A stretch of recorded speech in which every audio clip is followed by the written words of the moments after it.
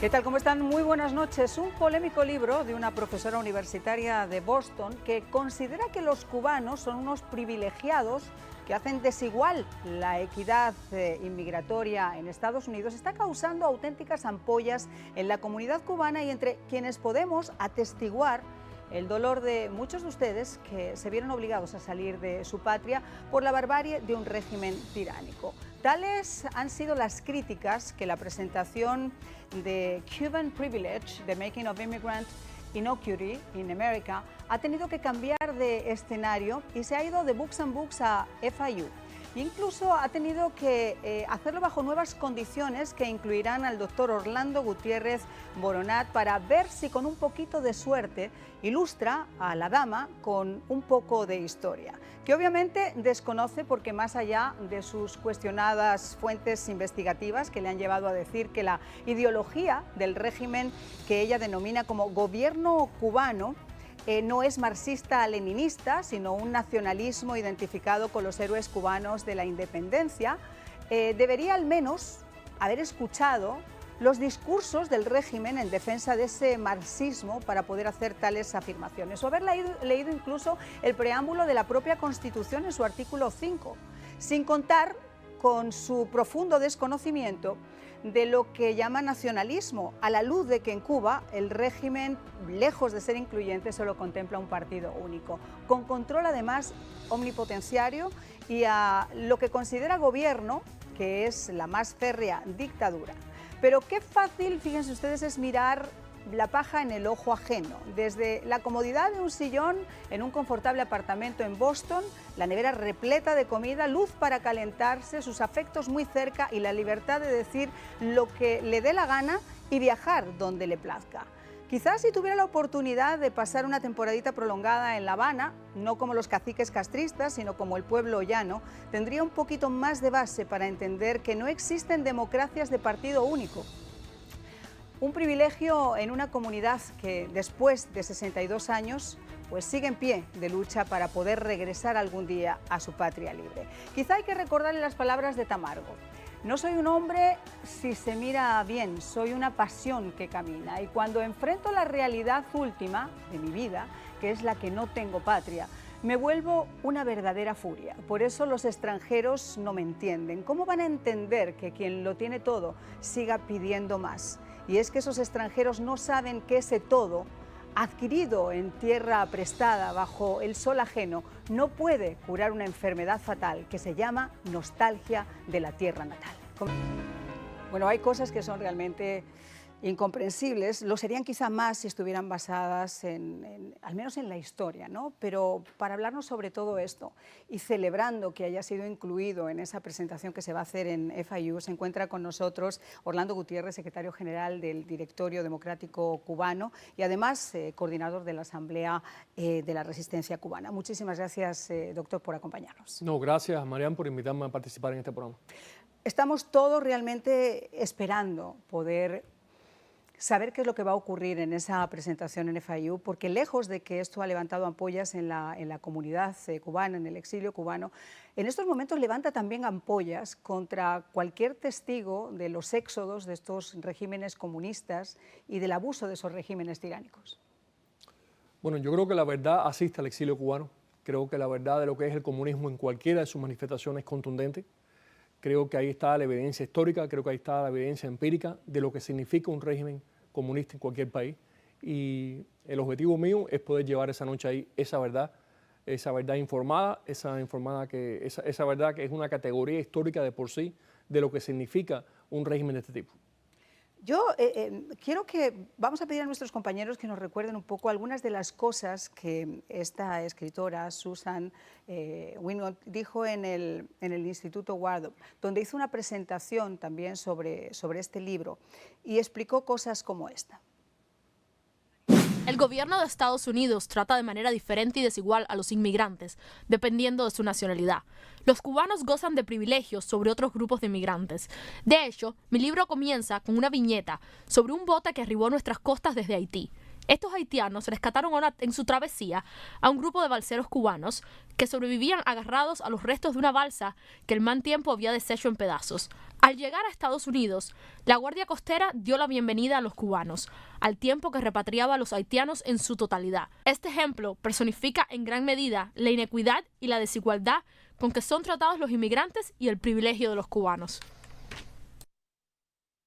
Esto no deja muchas dudas de cuál es la ideología basada quizá en el propio discurso castrista que tiene esta señora. Pero nos acompaña también Janet Cuní, ella es estudiante de Ciencias Políticas de FIU.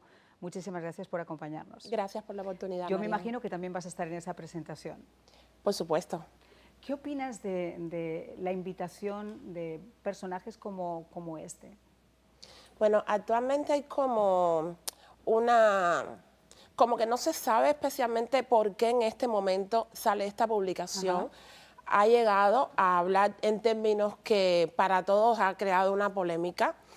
Entonces, al margen de lo que decida la universidad, considero que es un tema bien delicado, que antes de tomar la decisión de presentarlo, pues podían hablarlo con la comunidad. Pero bueno, en base a la libertad de expresión y la libertad de prensa, supongo que por eso hayan tomado la determinación, pero sí, efectivamente es una publicación bastante polémica. Orlando, a mí lo que me preocupa de todo esto, y te voy a comentar, y creo que lo hacía esta mañana también en Petit Comité con un grupo de amigos, yo decía, lo que a mí me preocupa de todo esto es que desgraciadamente estos libros y esas opiniones son las que se exportan y son las que compran todavía gente en España, fuera en América, en algunos lugares de América Latina, donde siguen todavía enamorados de una visión, sin entender cuál es la realidad del pueblo cubano. Quizá por eso es tan importante que exista la posibilidad de rebatir las ideas que esta señora está plasmando en su libro, porque me imagino que ella lo habrá hecho con conciencia y con algunas fuentes de una cuestionada investigación, te puedo decir, pero aún así es un mensaje divisivo, es un mensaje que alimenta el odio, alimenta la polaridad, alimenta la división. ¿Por qué ahora? Bueno, yo creo que hay, en lo general, hay toda una batalla tomando lugar en el mundo occidental fundamentalmente para reescribir la historia, para reescribir lo que ocurrió en el siglo XX, lo que ha ocurrido en el siglo XXI con este tipo de régimen. Y yo creo que esta reescritura de la historia tiende a obviar o a cercenar aspectos fundamentales de la historia, sin los cuales no puedes entender qué ha pasado realmente en el mundo. Por eso yo creo que la batalla cultural, la batalla por las ideas, la batalla por la verdad, por los instrumentos de la verdad, es una batalla clave que tenemos que dar en estos momentos. Ya no es solamente una lucha de un partido u otro o de un sistema político u otro, es un sistema por lo que es verdad, cuál es la verdad de las cosas, cuál es la realidad de lo que ha ocurrido, cuál es la realidad del efecto de cierto tipo de gobierno sobre una población. Si eso se esconde, si eso se edulcora, se enmascara, entonces estamos empobreciendo la memoria histórica.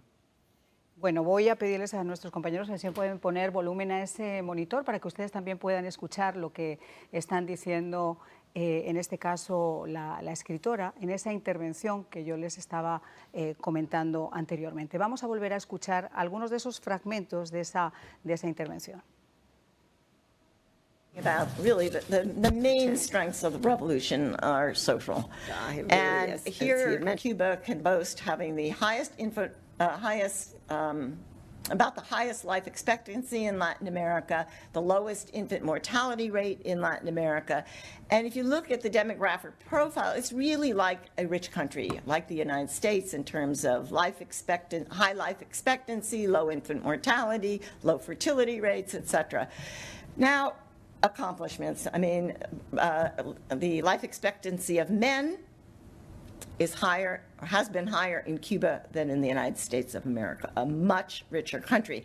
And this is one of the important things in trying to assess what's happened in Cuba. So also infant mortality is higher in Washington, D.C. than it is in Havana, Cuba's capital. I mean, again, these are marvelous, incredible accomplishments for a poor country. Ustedes me van a permitir que sea tan honesta, pero qué comparaciones tan tristes, tan desubicadas y tan desafortunadas. Comparar una población como Washington con la población de La Habana, comparar los índices de mortalidad hermana, no estamos hablando de a qué año se muere la gente, sino cómo viven No, pero solamente, Marian, comparar las estadísticas de un país como este, en el cual todos los números se debaten, se discuten, hay un rigor sobre qué se presenta, con los números manipulados de una tiranía que lleva 63 años en el poder, que no se le puede creer ninguna de esas estadísticas Por porque supuesto, todas las producen con finalidad adulteradas. política. Aparte se sabe, vamos, yo creo que 62 años, no sé, pero muchísimos años todas esas estadísticas están adulteradas. Son obviamente las que ellos exportan para que la gente siga comprando esa idea de esta señora de llamar a una dictadura que hemos visto además en los medios de comunicación recientemente, el propio 11 de julio. Nunca ha habido mayor represión, o bueno, de la historia reciente que lo que ha ocurrido después del 11 de julio.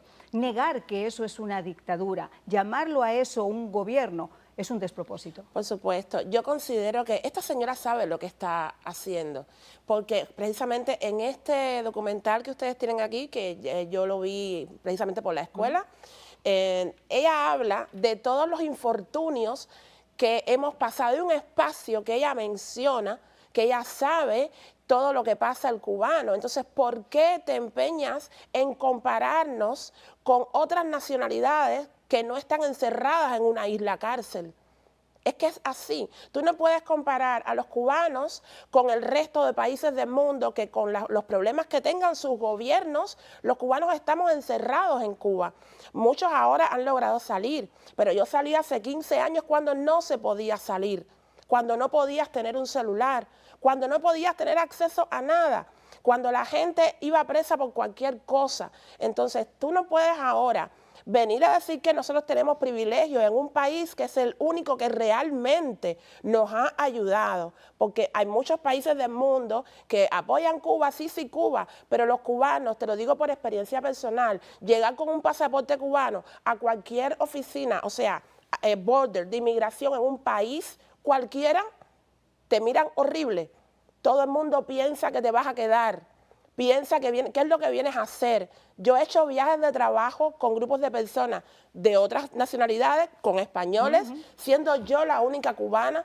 Todos los españoles han pasado porque es normal y a la cubana la han arrinconado. No te voy a mencionar el país por una cuestión de profesionalidad, pero me han arrinconado muchas veces por tener ese pasaporte. Ahora, Janet, yo quiero saber, porque tú eres además estudiante, además de cubana eres estudiante, yo estaba hablando con Orlando sobre cómo esto tristemente vende una idea absolutamente irreal. Yo quiero saber qué opinan las nuevas generaciones y sobre todo esos estudiantes que no son cubanos y que de alguna forma pueden verse influenciados por cosas como esa. Yo hacía una pregunta a Janet justo antes de la pausa, para saber, ella que está con otros estudiantes de otras nacionalidades, ¿qué opinan realmente de del sufrimiento del pueblo cubano? ¿Compran estas ideas de esta señora? Bueno, afortunadamente la universidad es imparcial.